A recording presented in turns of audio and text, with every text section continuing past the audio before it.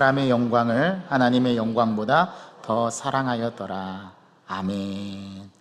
우리 옆 사람 얼굴을 함께 보면서 인사하겠습니다. 사랑합니다. 사랑합니다. 사랑합니다. 우리가 삶을 살아가면서 참 많은 일들을 만나죠. 이렇게 최근에 있는 자연재해로 인해서 삶의 터전을 송두리째 한꺼번에 잃어버린 사람들도 있고, 또 예기치 못한 일들로 인해서 우리의 삶이 궁핍하고 또 많은 고민과 고난이 우리에게 주어지기도 합니다. 우리가 신앙생활을 하면서 예수님을 믿는다, 하나님을 믿는다, 우리 성령 하나님의 임재하심을 경험한다. 우리는 그러한 믿음의 상황과 믿음의 생활을 가지고 하루하루 반복되는 삶을 살아갑니다. 어쩌면 일상을 살아간다라는 것 자체가 우리에게는 기적일 수 있고, 또 아무렇지도 않은 것 같지만 그 일상에서 주는 하나님의 귀한 음성과 또 하나님의 나타나심을 우리는 깨닫게 되고 목격하게 되고 경험하게 됩니다. 불현듯 나에게 전혀 내가 예상할 수 없는 일들이 펼쳐질 때 우리는 그것을 통해서도 하나님을 경험하게 되고 만나고 깨닫게 되죠.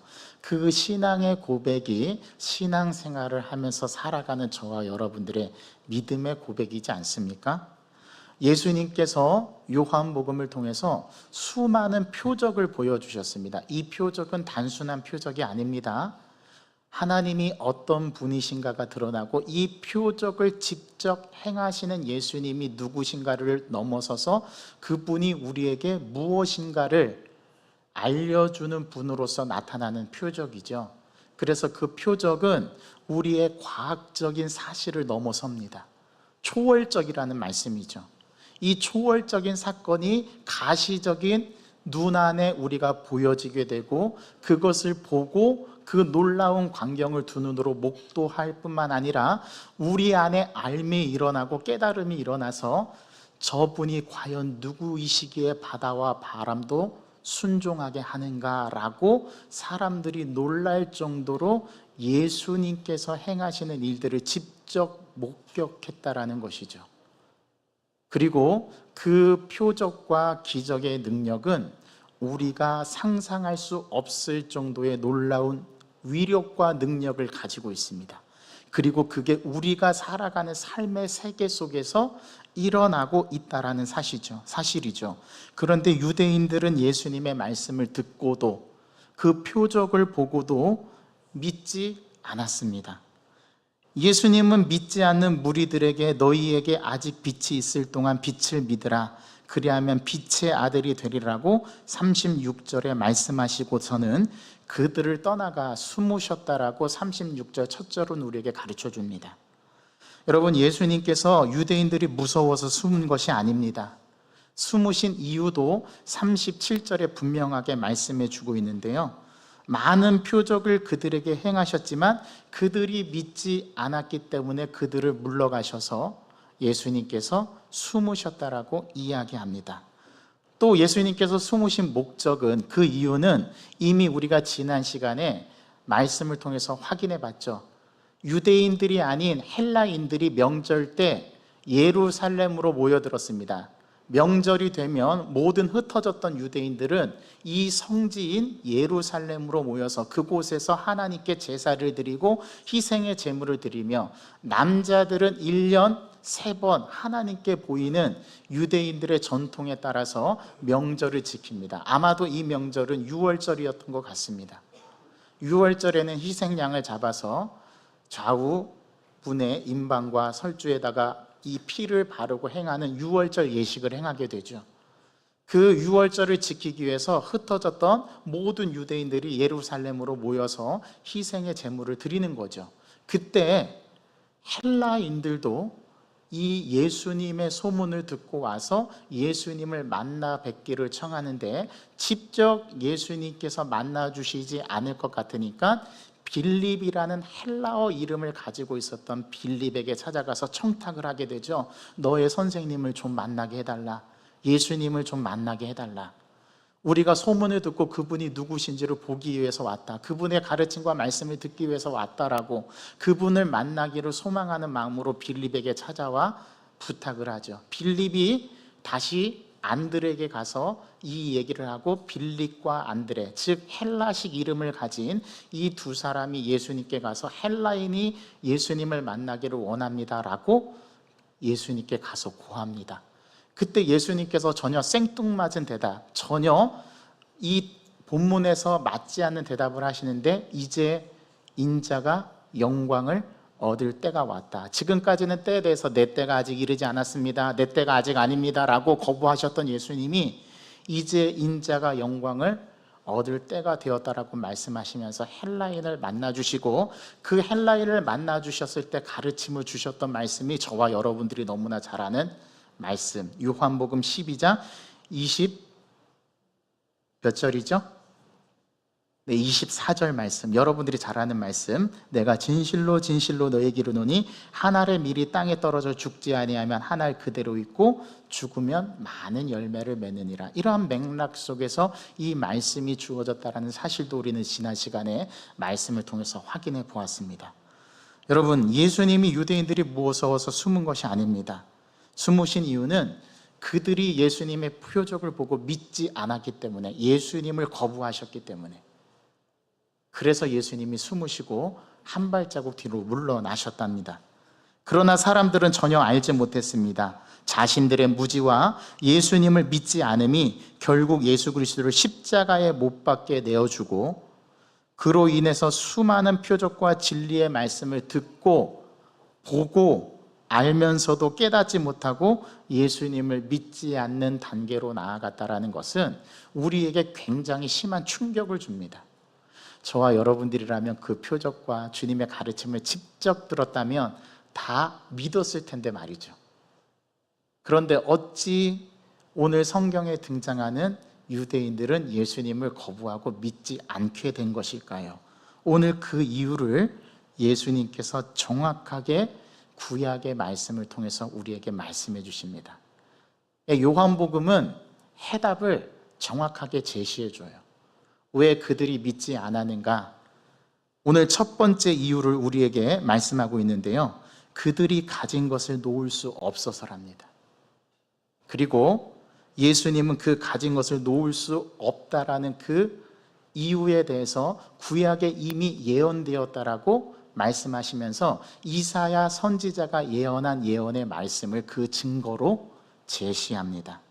오늘 본문은 사람들의 불신앙을 이사야 선지자의 예언의 성취라고 오늘 요한복음이 말씀하는데요, 이미 구약 성경 이사야 선지자가 예언했던 말씀, 사람들의 눈과 그들의 마음이 가리워져 구원을 받지 못한다라는 사실을 이사야 선지자가 이미 구약의 말씀을 통해서 예언했다라는 것입니다. 그러면 무엇이 그들의 눈과 마음을 가리고 마음으로 믿지 못하도록 만든 것일까요? 오늘 본문에서는 관리들의 속마음을 지적합니다. 그들이 바리새인들 때문에 출교를 당할까 봐 두려워했다라고 오늘 성경은 밝혀주고 있는데요, 즉 그들이 가진 기득권을 놓을 수 없어서, 자기가 지금까지 삶의 터전 속에서 일구어 놓은 것을 내가 도저히 놓을 수 없어서, 그리고 그들이 회당에서 쫓겨나 출교당하는 일을 당하지 않기 위해서, 그래서 예수님을 믿지 않았답니다. 여러분, 이게 이유가 될 수 있을까요? 여러분, 쉽게 얘기해 보면 이런 겁니다. AD 90년에 유대인들이 모여서, 회당에 모여서 얌리아 회의라는 회의를 엽니다. 이 회의의 주제는 예수님을 믿는 유대인들이 너무 많아지고 유대교에서 회심해서 자꾸 예수님을 믿는 기독교로 개종하니까 그들이 위협을 느껴서 앞으로 예수님을 믿는 유대인들은 이 회당에 나오지 못하게 하자, 그래서 축출하는 출교를 결정하는 회의를 내립니다.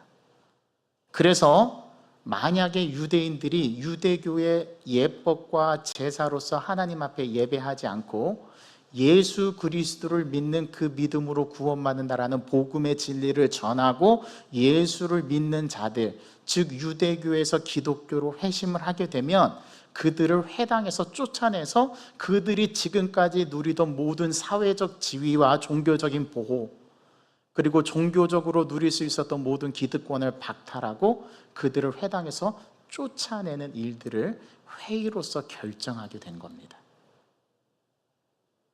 무엇이 잘못됐죠? 예수님을 믿는다라는 이유로 그들의 삶의 기득권을 송두리째 빼앗아 버리고 삶의 터전을 박탈하는 겁니다.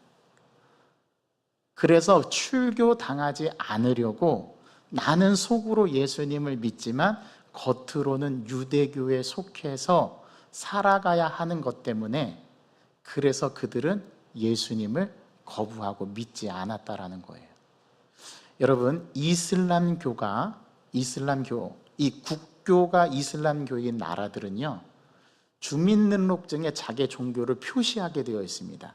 만약에 그 종교란에 이슬람이라고 표시되지 않으면은 아예 주민등록증이 발급이 되지 않아요.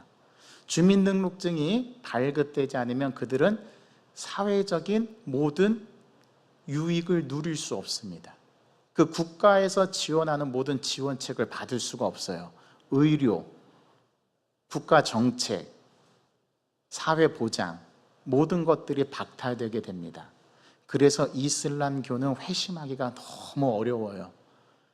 그래서 이슬람 국교인 곳에 가서 복음을 전해도 이렇게 개종하기가 힘든 이유가 바로 그것 때문입니다. 그런데 예수 그리스도를 영접하고 이슬람 국가에서 자기는 이제 나는 기독교인이라고 표시를 하게 되면 그 주민등록증에서 아예 그게 삭제가 되고 심지어는 사형에 처해질 수도 있대요. 여러분, 이런 곳에서 신앙생활을 하는 기독교인들도 있습니다. 오늘 자기가 가진 것을 놓을 수 없어서 예수님을 믿지 못한 유대인들을 향해서 이것이 이미 구약성경 이사야 선지자를 통해서 예언된 사실이라는 사실을 우리 예수님께서 이사야 선지자의 말씀을 인용해서 40절에서 말씀하고 있습니다. 이사야 6장 10절과 이사야 53장 1절, 이 말씀을 인용해서 이미 예수님을 믿지 않고 거부하는 자들, 그들의 눈이 가리워지고 그들의 마음이 가리워져서 하나님을 보지 못하고 하나님의 역사를 보지 못하는 일들이 일어날 것이라는 사실을 이미 구약시대의 예언자인 이사야 선지자를 통해서 말씀하고 있다라는 사실입니다. 즉, 예수님의 표적을 보고도, 예수님의 진리의 말씀을 듣고도 그들이 믿지 못한 이유는 그들이 지금 자신의 지위와 상황에서 놓여져 있는 삶의 터전과 유대교 회당에서 주어지는 여러 가지 유익들, 기득권을 놓지 못해서라고 말씀합니다. 출교당하는 것을 두려워서 그들이 예수 믿는다라는 것을 예수 믿는다라고 표현하지 못하는 거죠. 홍길동전에서 아버지를 아버지라 부르지 못하는 이러한 일들이 일어나고 있다라는 사실을 예수님은 이사야 선지자의 말씀을 인용해서 가르쳐주고 있습니다. 심지어 눈앞에 계신 예수님을 보지 못하는 이유는 자신이 가진 영광을 잃어버릴까 봐 두려워했기 때문이랍니다. 43절의 말씀입니다. 그들은 사람의 영광을 하나님의 영광보다 더 사랑하였더라. 여러분, 어떠신가요? 이러한 현상을 단순히 예언의 실현으로 보면서 그들이 하나님의 영광을 선택하지 않은 것을 당연하다고 생각해서는 안 됩니다. 우리는 심히 안타까워하시는 주님의 심정을 헤아리고 세상의 영광이 아닌, 나의 영광이 아닌 하나님의 영광을 드러내야 하는 것, 그것이 믿는다라는 의미라는 사실이 오늘 본문에서 명확하게 규명이 되는데요. 그래서 저희는 지난 시간에 영광의 의미가 무엇인지를 말씀드리지 않았습니까? 영광은 내가 노력해서 주님께 뭔가 보탬이 되는 것, 그게 영광이 아니에요. 영광은 나를 통해서 나는 사라지고 나를 통해서 하나님이 드러나고 하나님이 높임을 받으시고 하나님이 아름답고 높은 영예를 갖게 하는 것, 그것이 영광 돌린다라는 말의 의미라는 사실을 지난 시간에 아주 소중하게 말씀을 드렸습니다. 우리는 구원받는 것이 가장 중요하고 소중하다고 말합니다. 그럼에도 당장 그것이 지금 나에게 중요하지 않고 내가 가진 모든 것을 포기하고 싶지 않기 때문에 예수님을 믿지 못한다라는 오늘 본문의 메시지는 우리에게 신앙에 있어서 많은 고민을 갖게 만듭니다.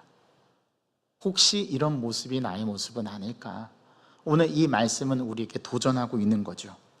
두 번째, 오늘 본문은 예수님을 믿지 못하는 이유를 보내신 이를 믿지 못해서라고 말씀합니다.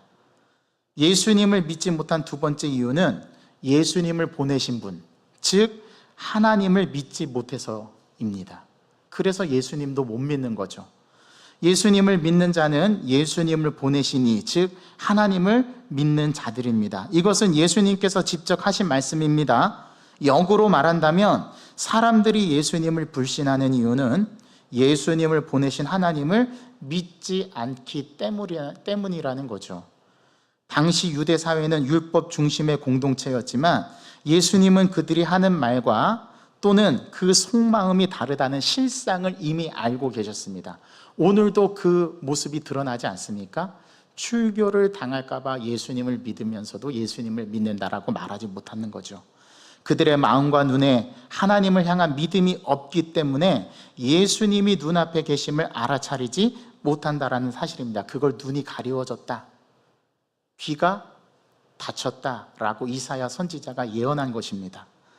예수님을 통해서 이 땅에 드러난 모든 일이 성부 하나님으로부터 나오는 일임을 그들은 역시 믿지 못했다라는 거죠. 오늘날에도 이러한 현상은 마찬가지입니다. 종교적 타성에 젖어서 교회의 문화에 익숙한 상태를 마치 자신의 믿음으로 여기고 그렇게 신앙생활하는 것은 어쩌면 주님을 믿는 것이 아니라 나에게 익숙한 종교 생활에 젖어 있는 것이 아닌가 들여다봐야 합니다. 예수님은 아버지의 품속에 있는 독생하신 하나님이 그 영광이 나타났다라고 요한복음 1장 14절에 말씀하고 있는데요. 예수님은 성육신 하셔서 하나님을 드러내시고 나타내셨어요. 즉 자신을 통해서 무엇인가를 얻으려고 한 것이 아니라 자신을 통해서 하나님이 드러나게 하고 자신이 빛나는 것이 아니라 하나님이 빛나게 만드는 분이 예수님이셨다고 성경은 증언하고 있다는 사실입니다. 그것이 요한복음에서 말하는 영광, 독사의 의미입니다. 예수님에 의해 아버지 하나님이 이미 영광스럽게 되었고 또한 영광스럽게 하시고 또 영광스럽게 되실 것이라고 세 가지 시제로 말씀하셨지 않습니까? 예수님은 영광 가운데 계셨지만 많은 사람들에게 영광을 얻는 인기, 명성, 영예가 아니라 오직 하나님을 드러내는 방식으로 영광을 돌리셨단 이 말이죠. 예수님의 영광은 그분께서 영광 가운데 계셨지만 그 영광은 철저히 하나님을 드러내는 것이었고 백성들에게 자신의 영생을 주는 것이었습니다. 영광은 많은 사람들로부터 얻는 인기, 명성, 영예가 아닙니다. 영광은 내가 무엇인가를 열심히 노력해서 하나님께 뭔가 보탬이 되는 것이 아닙니다. 영광이라는 것은 오직 나를 통하여 나 자신을 통해서 나는 사라지고 온전히 하나님만 드러나게 되는 것, 그것이 영광입니다. 내가 하나님을 믿지 못하는 것은 내가 나를 통해서 나를 드러내고 내가 모든 영예와 명성과 인기를 누리려고 하고 하나님을 드러내지 않으려고 하기 때문에 믿지 못하는 것이라고 오늘 본문은 우리에게 가르쳐 줍니다. 우리 주님이 표적을 행하고 능력을 많이 보여주셨잖아요. 어떤 표적을 보여주셨어요? 혼인잔치에서 물이 포도주로 변하는 것을 두 눈으로 목격하게 해주셨습니다. 왕의 신하의 아들이 병들었을 때에 가라, 내 신하가 고침을 받았다라는 예수님의 말씀으로 그 왕의 신하의 아들을 고쳤죠. 빈들에서 먹을 것이 없어서 굶주린 그러한 무리들에게 오병이어의 기적으로 그들을 배불리 먹이시고 남는 것을 12 바구니에 거두었습니다. 놀랍지 않습니까? 이뿐입니까? 예수님께서 물리학의 법칙을 거스르고 전혀 과학적으로 설명할 수 없는 무리를 걸으시는 사건. 그래서 사람들은 그 모습을 보고 두려워 유령인가 하여 놀랐다라고 말씀하지 않습니까? 다른 복음서에 의하면 마태복음이나 다른 복음서에 의하면 베드로가 주님 앞에 고백해서 나로 하여금 무리를 걸어오게 해달라고, 나도 그러한 체험을 하게 해달라고 예수님께 요구했을 때 예수님께서 허락해 주셔서 베드로가 무리를 걸어가는 그런 놀라운 일들도 경험하게 하셨죠. 이뿐입니까? 날 때부터 맹인된 자를 예수님께서 놀라운 기적의 능력으로 눈을 뜨게 하시고 보게 하셨죠. 심지어 죽은 자도 살려내시지 않으셨습니까? 나사로의 소생 사건을 통해서 예수님은 이보다 더 큰 영광을 너희들이 볼 것이다 라고 주님께서 말씀해 주셨습니다. 예수님을 믿지 못하면 예수님을 보내신 하나님은 자동적으로 믿지 못하게 된다는 사실을 예수님은 오늘 본문을 통해서 가르쳐 줍니다. 또 예수님을 믿지 못한 세 번째 이유는 하나님의 말씀을 믿지 못해서라고 오늘 성경은 말하고 있습니다. 예수님께서 하신 말씀은 자의로 말씀하신 것이 아니죠. 자신을 보내신 아버지께서 말씀하신 그 말씀을 하시는 것이라고 이미 예수님은 요한복음 곳곳에서 말씀하시지 않았습니까? 예수님은 아버지께서 말씀을 주지 않으시면 말씀하지 않으셨습니다. 하나님의 명령이 곧 영생인 줄 알고 하나님께서 하신 말씀, 그 말씀을 예수님이 대언하신 거죠. 하나님의 말씀은 생명과 죽음을 가르는 기준이기도 합니다. 성경은 우리가 둘 중 하나를 선택하도록 요구합니다. 하나님의 말씀을 믿고 지키는 일이 곧 영생을 선택하는 것이고요, 하나님의 말씀을 따르지 않고 거부하는 것은 사망에 이르고 결국 영생이 아닌 죽음에 이르게 하는 것이라고 두 가지의 길로 제시해서 말씀해 줍니다. 영생의 길이 말씀 안에 있다는 것은 이미 우리가 다 아는 바입니다. 그래서 믿음은 추상적인 것이 아닙니다. 우리의 행동 하나, 말 한마디가 믿음을 증명하기 때문에 믿음은 실제이고 실상입니다. 이에 대해서 히브리서 기자가 히브리서 11장에 잘 설명해 주었죠. 믿음은 바라는 것들의 실상이요 보이지 않는 것들의 증거니 선진들이 이로써 증거를 얻었느니라. 여기서 선진들이 이로써 증거를 얻었답니다. 그래서 추상적인 게 아니에요. 믿음은 우리가 바라는 것들의 실제상, 보이지 않는 것들의 강력한 증거라고 성경은 우리에게 가르칩니다. 또 뭐라고 말씀합니까? 믿음이 없이는 하나님을 기쁘시게 하지 못하나니 하나님께 나아가는 자는 반드시 그가 계신 것과 그가 우리에게 자기를 찾는 자들에게 상 주시는 이심을 믿어야 할지니라 라고 히브리서 기자가 말합니다. 많은 성도가 하나님의 말씀을 믿는다고 말하지만 그 고백과 실제 삶에는 괴리가 있는 것 같습니다. 진실한 믿음은 말 따로 삶 따로가 아니라 믿음과 삶은 하나라는 것임을 우리는 오늘 본문을 통해서 알아야 합니다. 진실한 믿음은 순종으로 드러나고 그 순종을 마침내 진리의 말씀을 이루어내는 삶으로 나타나는 것임을 오늘 성경은 우리에게 말씀하고 있습니다. 마지막으로 우리가 예수님을 믿지 못하는 네 번째 이유는 두려움 때문입니다. 오늘 출교를 당할 것을 두려워하여서 오늘 예수님을 믿지 못하는 이 유대인들의 모습은요, 꼭 우리의 모습과 닮아 있지 않습니까? 오늘 본문에서 두려움이란 자신의 삶의 터전에서 쫓겨나는 출교를 말합니다.